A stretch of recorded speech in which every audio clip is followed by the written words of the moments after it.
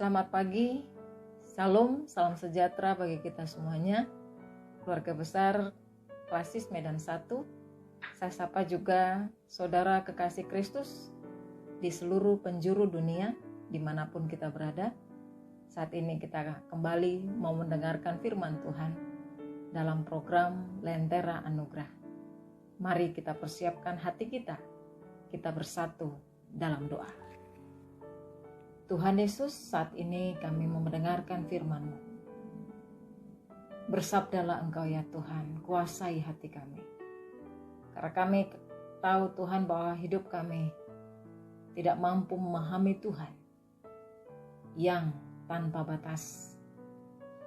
Engkau adalah Allah yang penuh misteri.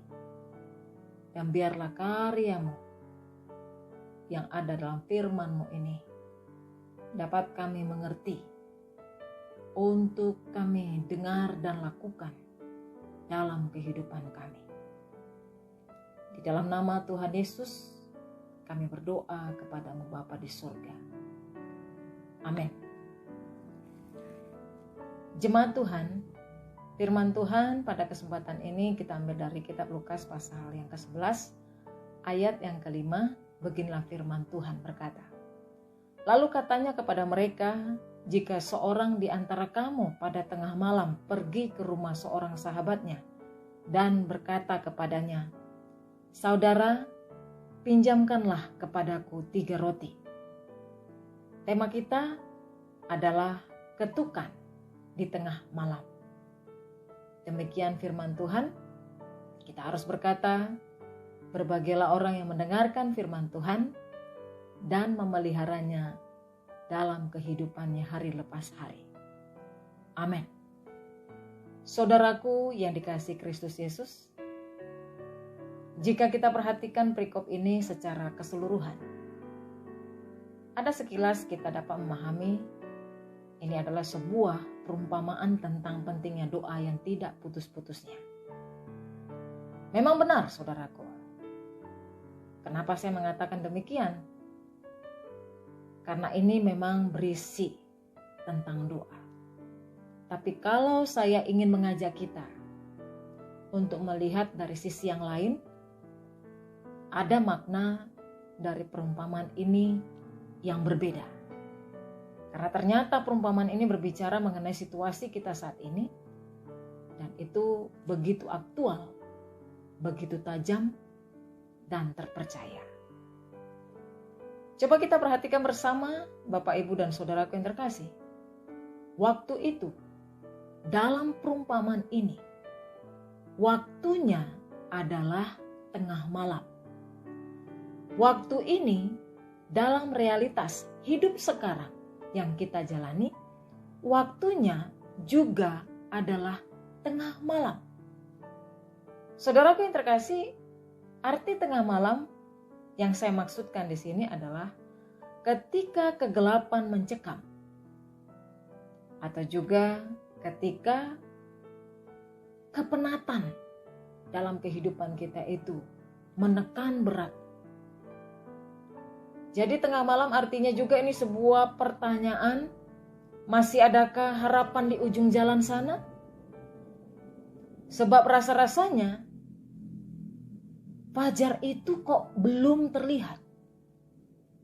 Tidak ada dalam kegelapan itu sepertinya sebersih sinar yang menuntun kita sehingga kita dapat melihat apa yang ada di depan kita.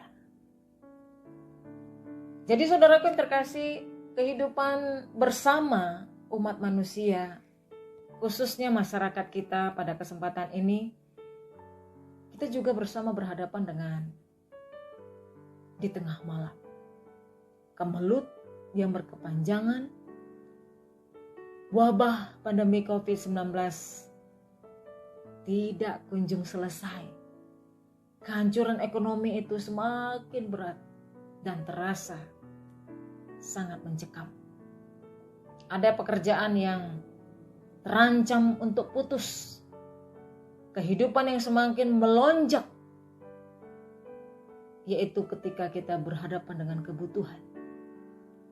Ada ketakutan, ada atau keputusasaan, ada kecemasan. Dan ini semakin lebih meningkat lagi daripada yang sebelumnya. Kadang membuat hidup kita itu seumpama berada di tengah malam yang sangat gelap. Karena itu saudaraku yang terkasih, sekali lagi alangkah masuk akalnya tatkala kehidupan kebersamaan manusia saat ini digambarkan berada di tengah malam. Ibu bapak dan saudaraku yang terkasih dalam Kristus Yesus, suasana tengah malam itu juga meliputi ada sisi kehidupan moral manusia.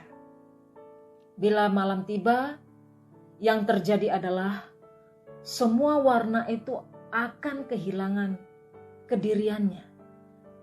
Yang semula beraneka rupa, yang semula berwarna merah, kuning, hijau, tapi ketika malam gelap, ini akan berubah semuanya. Karena hanya satu warna, semua itu jadi kelabu, lalu bisa dengan warna hitam.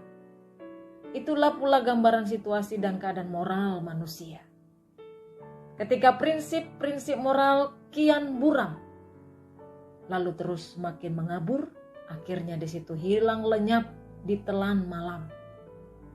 Di zaman sekarang, benarlah atau yang salah itu bisa dihubungkan dengan ketergantungan.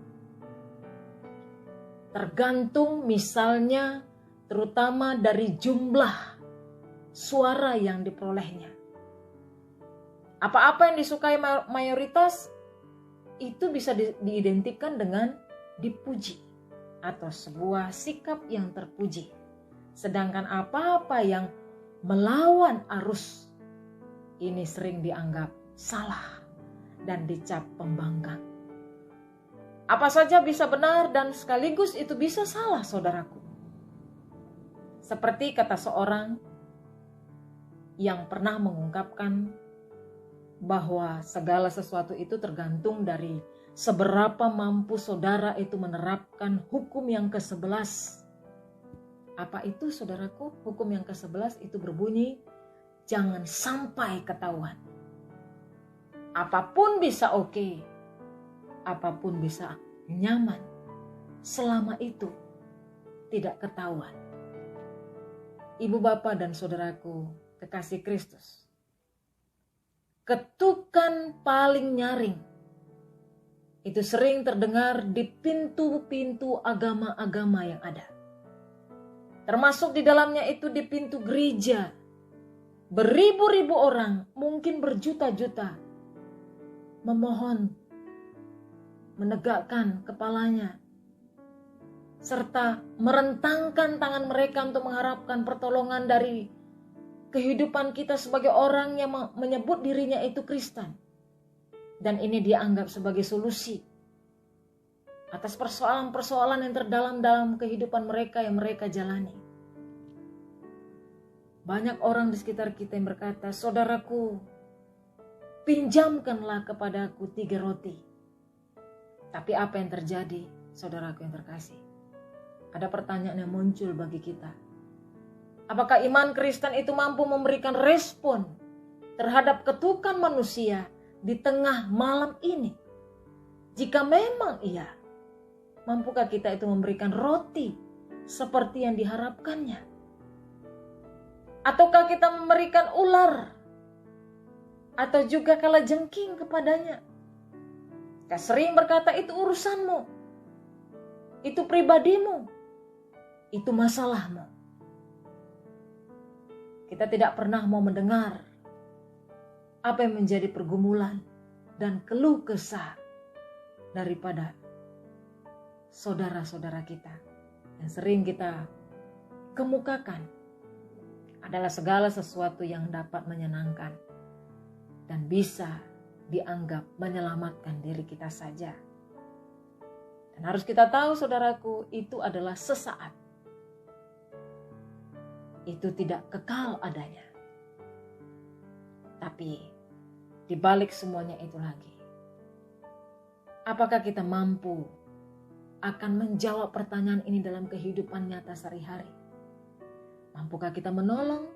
Mampukah kita memberikan diri sebagaimana yang diharapkan oleh sesama kita? Kiranya apa yang Tuhan sudah teladani kepada kehidupan kita untuk kita kerjakan. Mari saudaraku, lakukanlah karena Tuhan mau mendengar segala seru dan doa kita. Mari kita juga mau ikut Dia untuk mengerjakan apa yang menjadi kehendak-Nya. Memahami sesama,